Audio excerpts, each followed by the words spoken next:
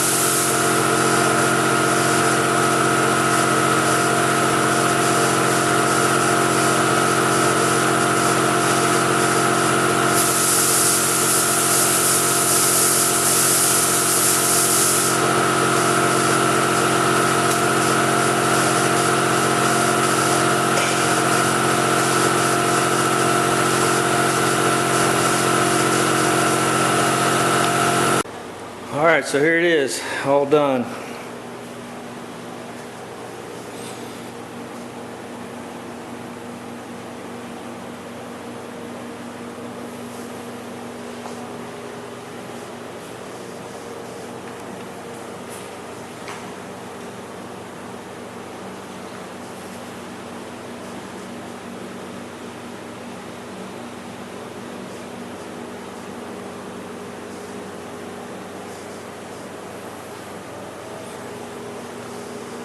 I didn't get any runs that I can find, either sags or anything else.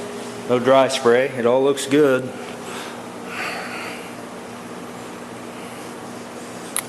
Peel came out nice. A little bit of texture. That's what you want for these newer vehicles. So I'm pretty happy with that. There's the place that got fixed. You remember it had a spot there and then a big crack down through there. So you can see there how that turned out. So I'm real happy with that. That turned out nice. I think you'll like it. Got 2 fat coats clear on there, so should last a good long time. I've got a little bit of dirt, just a little tiny bit, not anything major. I'm not even sure I'm going to buff that out because, man, I don't even know that it's going to be necessary. This is a 2000 model vehicle, so this bumper will probably be the nicest thing on the freaking vehicle. But yeah, I say that, I don't know that to be true, but I mean for most vehicles that are 2000 that are, you know, that many years old, it probably will be fresh paint on it. So there you go.